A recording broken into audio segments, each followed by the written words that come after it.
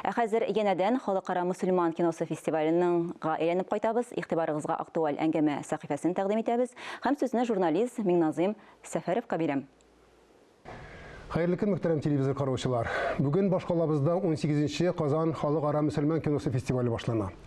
Фестиваль тамашачыларга шәһәрнең 9 мәйданчыгында конкурс һәм конкурстан тыш программалар тәкъдим итәчәк.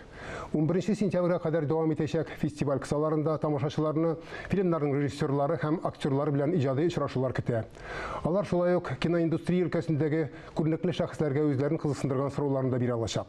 Без бүген студиягә әлеге фестивальгә үзләренең фильмнарын тәкъдим иткән артист һәм режиссер Розалия Закиеваны һәм сценарий авторы шагыйрь Рифат Салахны чакырдык. Хәерле көн, Розалия ханым. Хәерле көн, Рифат әфәнде. Сезне аерым алганда, Розалия ханым, халык нәфис сүз остасы, артист буларак белә.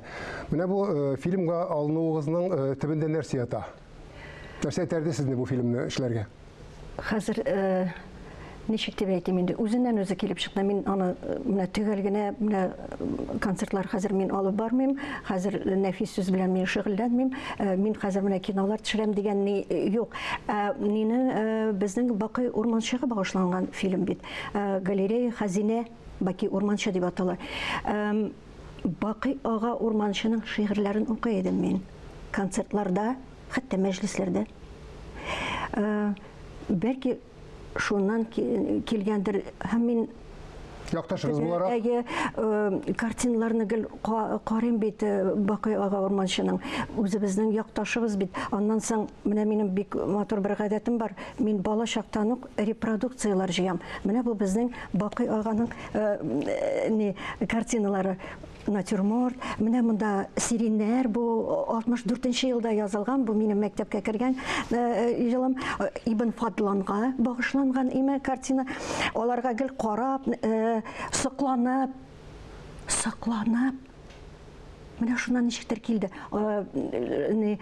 Буларны кайсы картиналарны хәрәкәткә китерәсе килде.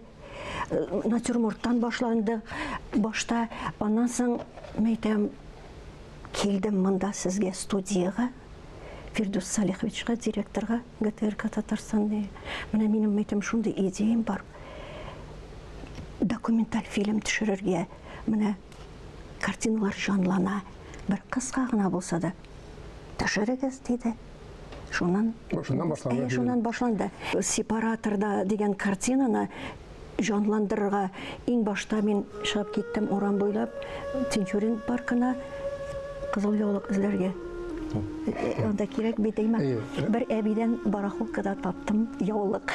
Ул әбекәйнең кулы җиңел булды. Буга мин кайткан идем. Класста шундый яулык тауып бирде Гөлназ. Музейда да үзебездә тауып бирделәр яулык. Менә шуннан үзеннән үзе китте.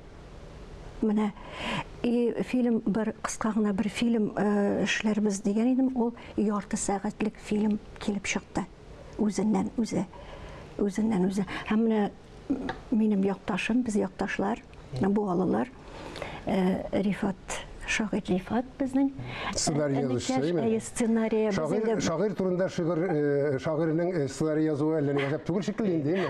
Бик табигый бер инде. Без инде Розалия тотынса, ул барыбызны да шигырь яздыра, ул барыбызны да хәрәкәткә китерә. Безне кузгатып җибәрә торган кешеләрнең берсе. Шигъриятта Абдулла Тукай дибез, композициядә, музыкада без Салих Сайдашев дибез.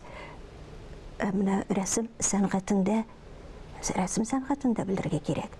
Безнең бөек рәссамыбыз Бакый ага урманчы. Чыннан да Бакый аганың Россия, Татарстанның һәм Россиянең халык рәссамы. Безнең сынлы сәнгатебезнең шишмә башында торган кеше турында күп генә язсак та, күп генә күрсәтсәк та, сөйләшсәк та, ул аз шикелле. Менә яшь бу, Рифат әфәнде, сез ничек кабул иттегез? Менә бу чыннан да бит ераграк шикелле инде ул бездән. Хәзер бүген заманның да таләпләре икенче, яшәү ритмыбыз да икенче шикелле. Менә шундый заманда яшь кешенең, шагыйрь кешенең шундый фильмга сценарий язарга алынуы турында. Бу әлбәттә сценарий язуга алыну инде ул табигый булды. Әлбәттә Розалия апа инде мине ул шигырьләр яздырганы бар, үзе заказлар биреп. шулай итеп без аның белән бергә күп кенә Эшләгәнегез бар иде, бергә эшләгәнебез бар иде, иҗат иткәнебез бар. Инде менә бу сценарий язганда ул тагын үзенә бер кызык булды. Чынлап та анда ниндидер шигъри телдә кирәк, анда ниндидер табышлар да кирәк. Ул табышларны бергәләп эзләдек. Бакый аганың картиналарында алар бик күп. Без инде бер яктан караганда, без бит хәзер яшь буын, белмәгән, күрмәгән шикелле бер яктан, икенче яктан Бакый ага бит ул бик озак яшәде. Ул әле мин бала чагымда хәтерлим аның язмаларын тыңлаганын хәтерлим. Чынлап та ул аннан соң без дә бу районнан булгач, аның турында безнең мәктәптә дә бик күп сөйләр иде инде. Без аның картиналарын әдәбият дәресләрендә дә хәтта карап, менә бу ислам динен кабул итү картиналары турында ул бөтенесе дә бар безнең өчен таныш, безнең өчен ят түгел. Шул вакытта инде ул төрле журналларда, газетларда булсын һәрвакыт чыга торган иде. Һәм ничектер ул Бакый аганың картиналары ул безнең өчен табигый. Менә аны карыйсың, менә бу чын татарча инде дип әйтеп куясы килә. Татарча рәсем ничек була? Менә Бакый ага картиналарыдыр мөгаен. Бер яктан караганда, бер яктан караганда ул, мәсәлән, бездә бит инде ниндидер реализм, социалистик реализм булган, инде йөзләрен төгәл ясау булган. Менә Бакый аганың картиналарында йөзләренә артык игътибар бирелми.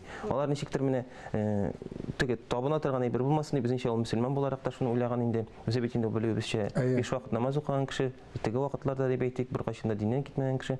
Шуңа күрә аның иҗатында әлбәттә ислам диненең чагылышы да бар. Шул вакытта татар халкының күңел җәүһәрләре дә ярылып ята. Фильмның жанры документаль фильм дип атала, әйме?